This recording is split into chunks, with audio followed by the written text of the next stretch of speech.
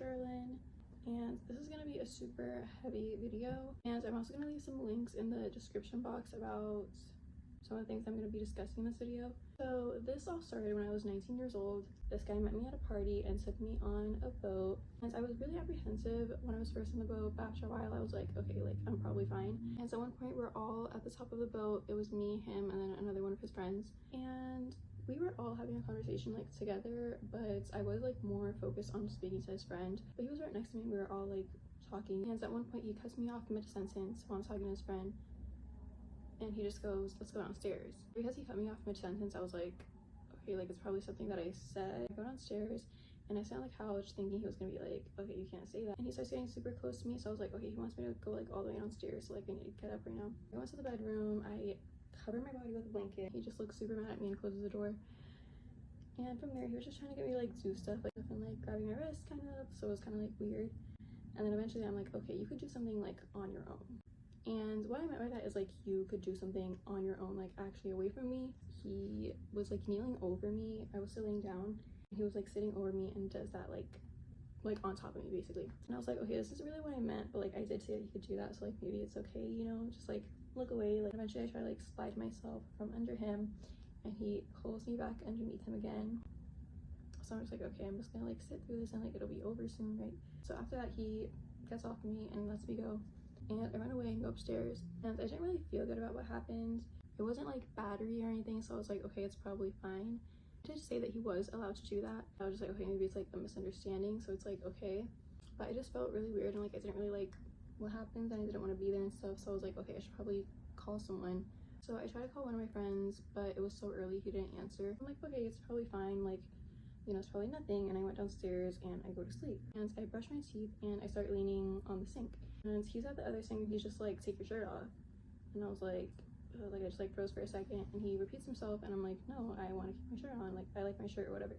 And we're just going back and forth a little bit, and I just keep saying no. So he takes it upon himself to come up to me and try to take it off himself. I freak out, so I hit his hands away and then push him and I yell stop. And then after that, I completely shut down. And to this day, I can't really remember what happened after that. I don't think anything happens after that because I didn't feel anything or like see anything on me or like nothing, so I feel like I was fine. But it just really scared me, so I was just like, you know, really shook. And a little bit before we get off of the boat and I go back home, he like asked me to put in my phone number.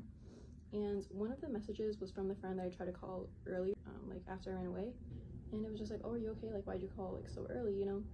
And there were also like some messages underneath that from like some guys that I'd met like at the party, and I just didn't like remember, and some other ones were like from like friends, you know? So he made a comment about it. He was like, oh, like all those guys on your phone, you know? And I was kind of like nervous, laughing.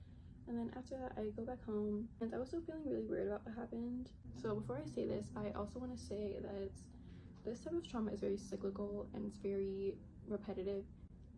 So I think there's a lot to say about people that are very hypersexual after they experience sexual assault, or men that experience sexual assault when they were young and then repeat that when they're older, and girls that enter the industry if they've been sexually assaulted when they were younger, stuff like that.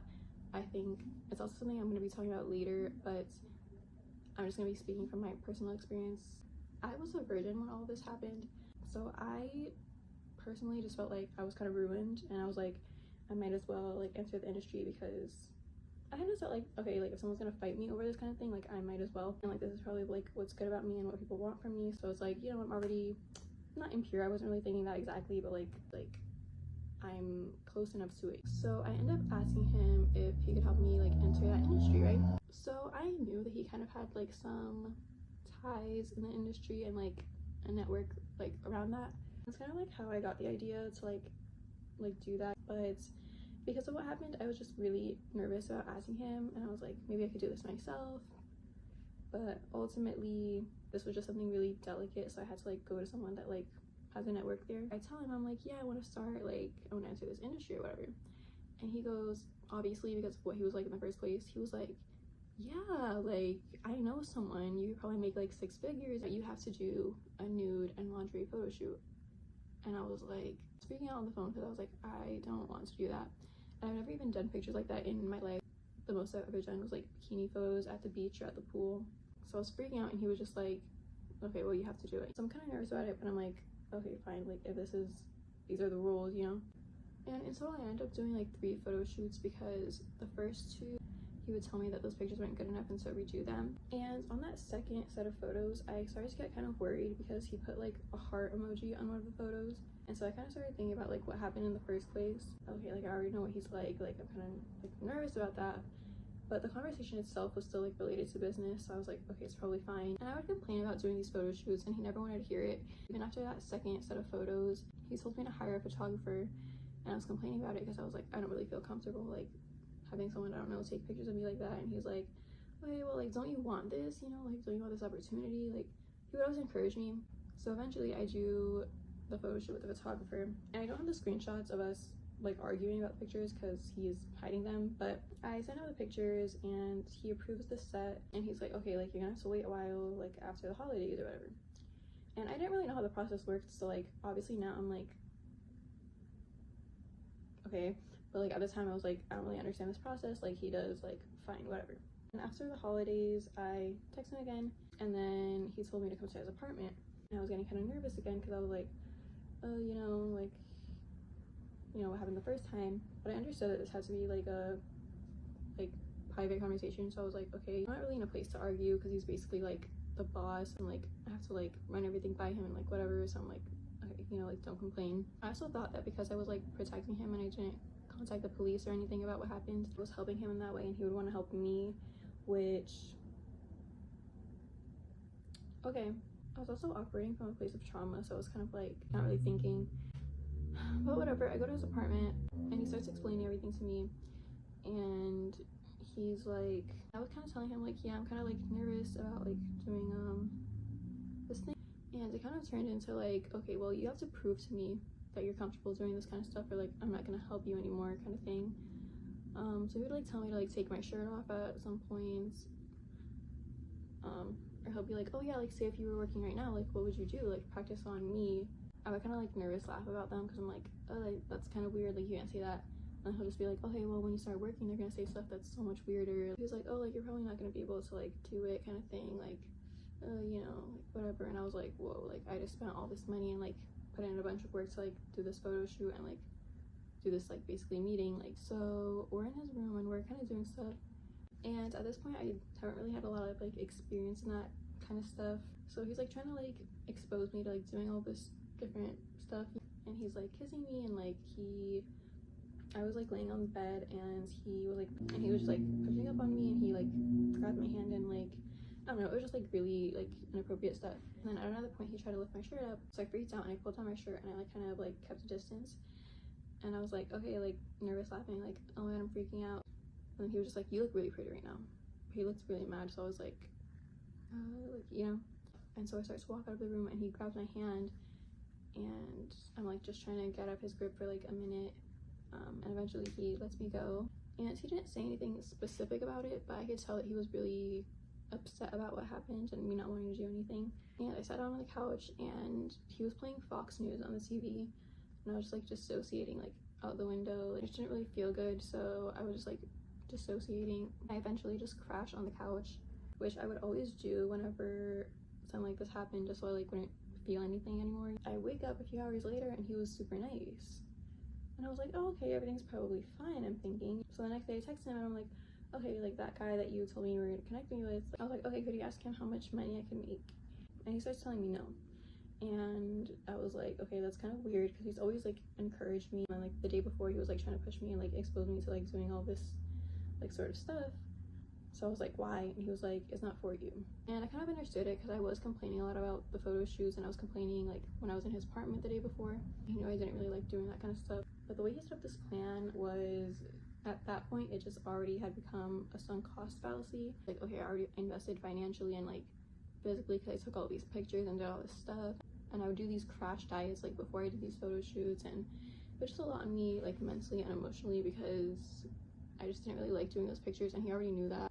So at that point it was just like, okay, like, I already started, I already did all this stuff, like, it's a little late. But I also took it as him like trying to look out for me and trying to help me. Okay, like, he's trying to be nice and stuff, like, you know, maybe like what happened originally was like really an accident. So I was like, okay, like, this guy's nice, you know, this guy didn't mean any of that other stuff that happened, right? So like I kind of started to relax about like the original event that happened and that led to all of this. Again, it was just like a sunk cost fallacy. Like, I already invested so much, like I didn't want to like let it go. So fast forward a little bit, spring break rolls around and I'm like, oh, like it's the last weekend of spring break, like I want to do something. I knew that he had access to like all like the cool places and stuff, and at the time I was underage, so I was like, oh, he's probably gonna be able to like get me in somewhere and like whatever. So I asked him to take me to a club and he's like, oh, you're like, yeah, like whatever. He's like, yeah, I'm not gonna be doing anything, like you could just come over whenever. And I texted him at like 4 p.m. or something, like a lot earlier in the day. I was like, oh, like I just want to go to a party, so I'm gonna go like later, like in time for like the club, right? And I didn't think much of it, but obviously looking back, like what else would a 35-year-old grown man want with an underage girl in his apartment? But I'm just excited to be going to the club, right? So I'm still not really thinking of it. I ended up going at like 11 or something, and we pregame in his apartment for a little bit, and then we go to the club. After the club, we come back to his apartment, and the situation became really reminiscent to like the first one, but we were just like kissing and stuff like on the couch, like kind of doing stuff, but like I wasn't like completely sure. Like at this point I still hadn't really had much experience. He put my shirt and my bra like over my shoulder at one point, and I kind of freaked out because he knows that I don't want him taking off my shirt. So I kind of like freaked out a little bit, and he was kind of going on about how like he thinks I'm playing games and he's getting like really frustrated and stuff. It's like I didn't really want to like do everything that he wanted me to do, not for any particular reason. I just really I'm like unsure about that kind of stuff. So he completely lashes out and he gets up and he starts storming off, yelling about how he's really frustrated and like all this stuff and how like I don't want to do anything, blah blah blah. And then he just like stares at me for a second, and I'm kind of like, oh, okay, like he's just been yelling and like he's freaking out, like just do whatever, like so he stops like being mad. So I end up just doing whatever he wanted, and after that I really didn't feel good. So I asked him if he'd give me something, and he's like, no, I don't have that, but he offered me another upper. It wasn't gonna make me like happy like what I originally asked for, so I just ended up saying no, because every time something like this happened I just wanted to go to sleep so I like wouldn't feel anything, and that's the last time I ever saw him. Because that situation was so reminiscent of the first, it kind of made me want to repeat that cycle of like, okay, like I'm gonna use the same really bad coping mechanism that was really dangerous and like I shouldn't have done. I also broke the illusion of him ever trying to be like nice and look out for me. So I was like, okay, him keeping me from doing that wasn't really about like safety and ethics, so I'm just gonna ask him to like actually like help me. And this entire time he's stonewalling me. He already got what he wanted, so he's like, you know, the nails in the coffin a little bit, like he's done with me. I just went through the process of being devalued and discarded, so like what's left? And eventually I started confronting him about everything, which I always kept like really quiet and really private because I didn't want to like ruin my opportunities or anything.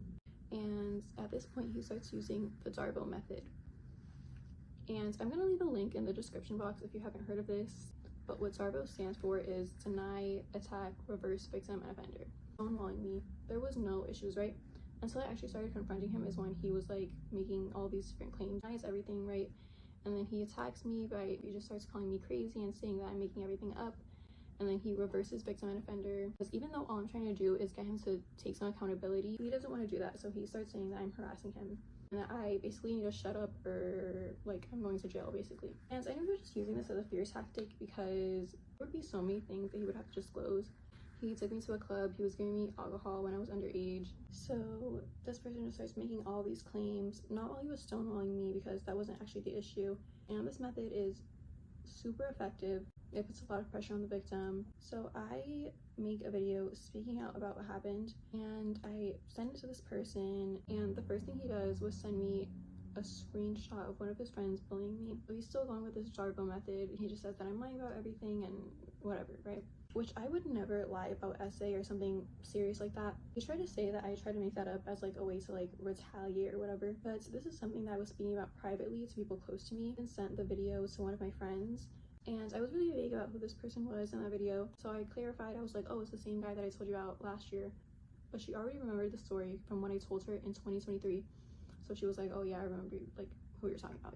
And then more recently, I asked one of my friends that I told like a few days maybe after the first incident happened, and I was like, okay, do you remember what I said? And it was a situation where I was really vague again, because that stuff is really uncomfortable to talk about, especially when you first start talking about it. So I was like, okay, do you remember what I said? And he was like, yeah, like whatever.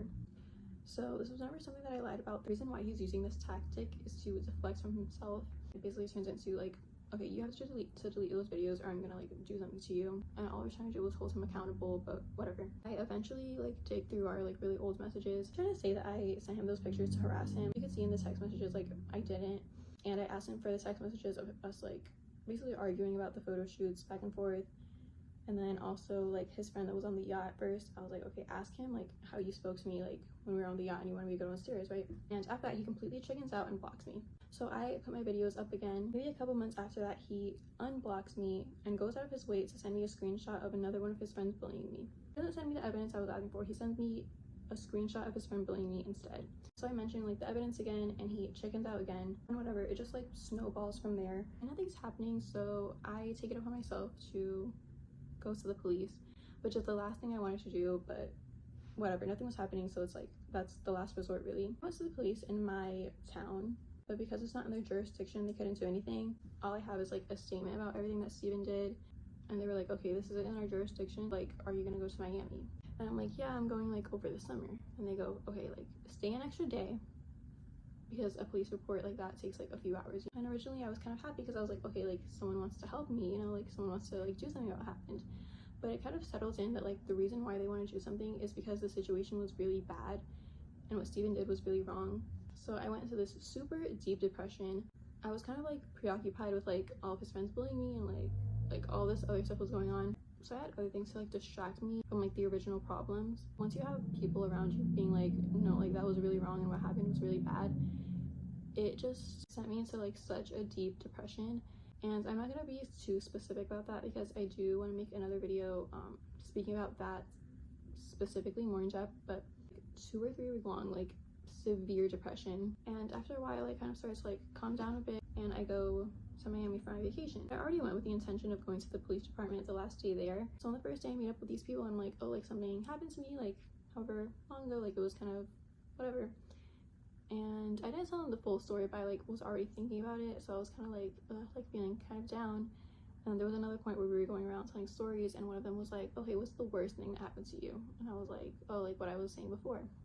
So later on I completely fell into that depression again, and that whole entire next day I couldn't even get out of bed. It was really bad. So I was like, okay, I should give myself a break. And the statute of limitations isn't over yet, so I still have time. I could go back to Miami anytime, so it's not something that I'm like super like worried about. Like I still have time left. I do plan on going like very soon, but it's a really heavy experience. And another part of me is really worried about doing that because I know that he was like super mad at me for saying everything. I know he's gonna continue using this DARVO tactic and he's gonna just like want to like destroy me and make it like a whole smear campaign and like continue like having his friends bully me and stuff. And this tactic and the things that he does do tie into narcissism. And I don't want to say that he's a narcissist because I feel like that gets thrown around a lot. I don't have an exact yes or no answer, so I don't want to perpetuate that or like push that. I always kind of felt like, okay, like I'm helping him by like not saying anything, so he wants to help me, which now I know he was never trying to help me. He just like completely took advantage of that situation. But it did start to build, like you see that kind of stuff a lot in Stockholm syndrome, right? It did start to build like this trauma bond where I was like, oh hey, like we're like in this together, like we're like helping each other. And obviously now that I look back and I could like think of it like not from a traumatized like space, I'm like, oh my god, that is so dangerous. And I wish I had spoken to somebody at that point to tell me like, okay, the reason why you want to do that kind of thing is because you've internalized this experience and this is a very repetitive type of trauma, so you're inflicting the same thing on yourself. I didn't really know what trauma bonding was at the time, or like I've like heard of Stockholm syndrome, but like I didn't have like a great understanding of it. So me going back to Steven and him being in charge of this like very dangerous coping mechanism that I shouldn't have even done in the first place was building this codependency that just snowballed. And it taught me that I always had to be dependent on him whenever something went wrong, and something was always going wrong. So it was just making this trauma bond even stronger. I feel really terrible about the way that I was like doing everything and like going about everything. Like I know that it was coming from a traumatized place and like I was trauma bonded, but I feel like I still have to be accountable and like be responsible for myself. And the DARVO method that he was using when I started to confront him about everything, it's a very effective method, okay? And it's very common in narcissists, which I don't know if he's a narcissist, but it's something that I am gonna mention a little bit here. If you're using that against a really codependent like victim, like it's a lot of pressure. So I feel really terrible about all of those things, even though I know where it was coming from. I don't want to like invalidate myself in that way. I still have to be like, you know, I still feel bad about those things, and that's not like, I don't want to like just use that as an excuse. And then on his part, I feel like the reason why he did certain things is because of a few reasons. I do believe that he's a covert narcissist. So while I do see a lot of like traits of narcissism, like him being really selfish and exploitative and really struggling to take accountability, you know, the DARVO method lead me to believe like, okay, this is a situation of like a narcissist and codependent, like traumatic, complete disaster. I also want to mention, like, kind of going back to what I was talking about at first, where people experience sexual trauma and it gets repeated, right? While I was 19 when we first met, I was legally an adult. I'm definitely someone that looks a lot younger than their age, especially at that time, and I was still a virgin at that time, and I just in general am like kind of like a late bloomer type. So I feel like the reason why he wanted to do those kinds of things and have it be under the guise of business and like his intentions were like not, I kind of do feel like something probably happened to him when he was really young, or he was exposed to something really young, and now he's like repeating that pattern.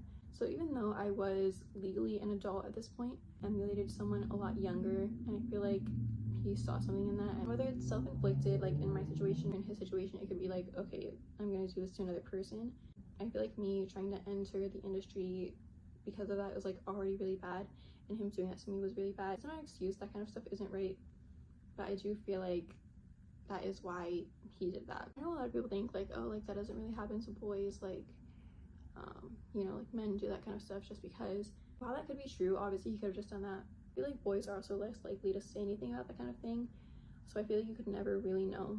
I also do feel like this person might have a porn and sex addiction, and while that is something that could be like kind of traced to like being sexually assaulted as a child, it's something that you also see very commonly in narcissists. I feel like it could kind of be anything.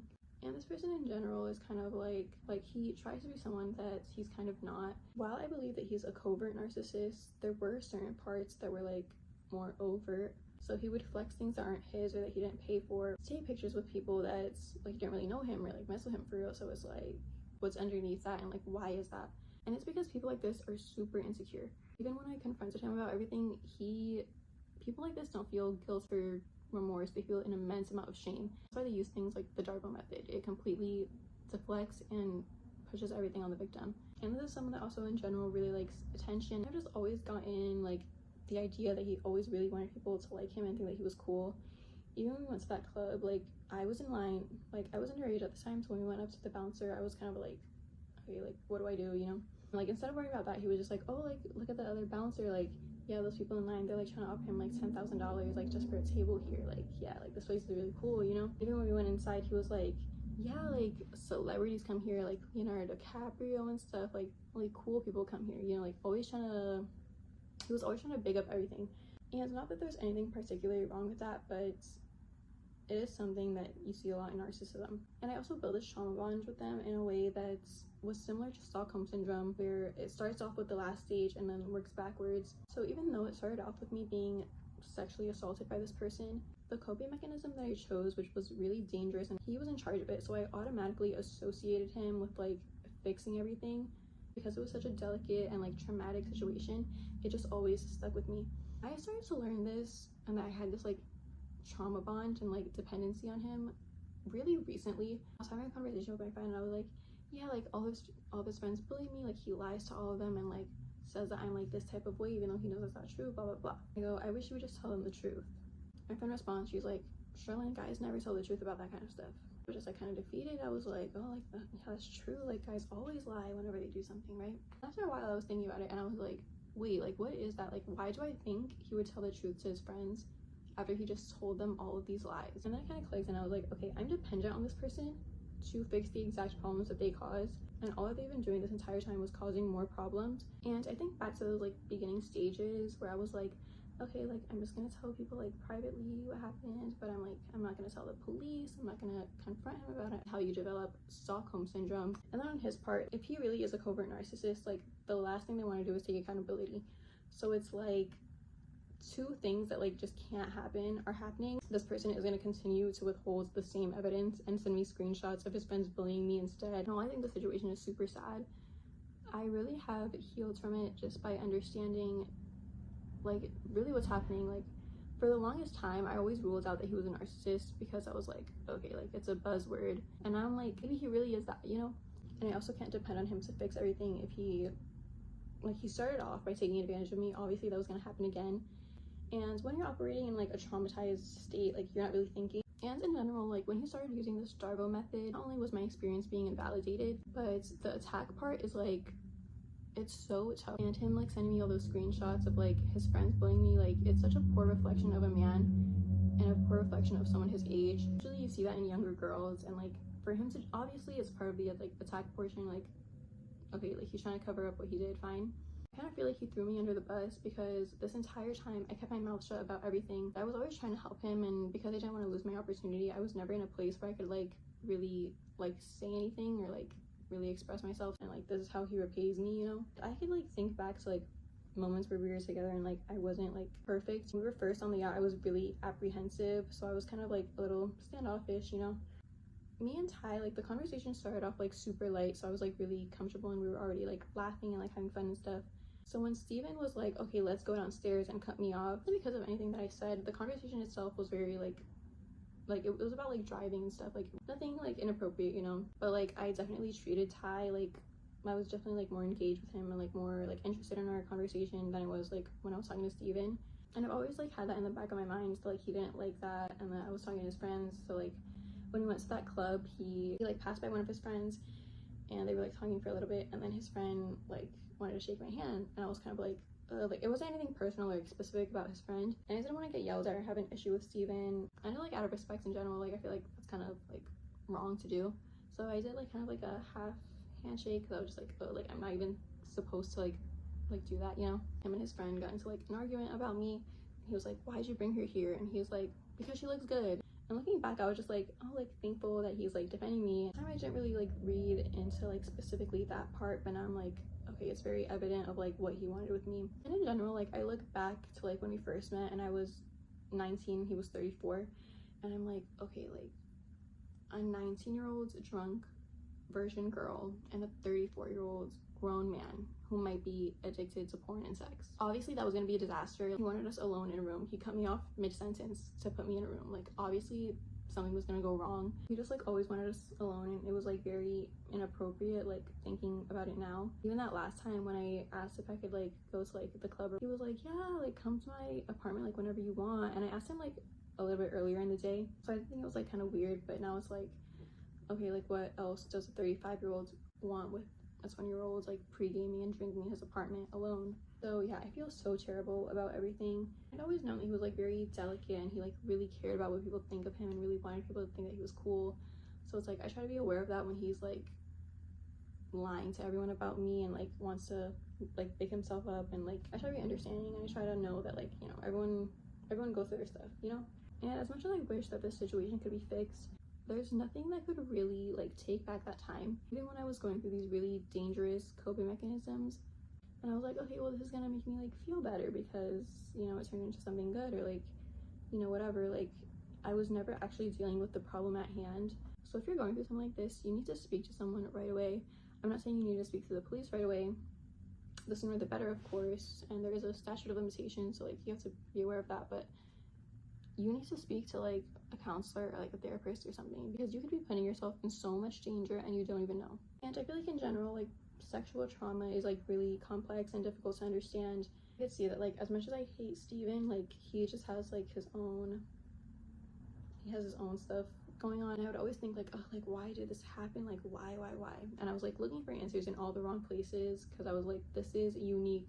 And now I'm like, okay, like people go through this kind of thing all the time, because I would always want to like break everything down and like analyze everything and like reflect on everything as much as I could, and like as much as I could do that, and as much as I could like express and explain what was happening, I didn't have the terminology to like apply to it. I didn't know that there was an entire acronym for like what these people do when you confront them about stuff. Like I didn't know the DARVO, I didn't know you know, the process of being like, okay, you're devalued, discarded, and stonewalled. Like I didn't know that.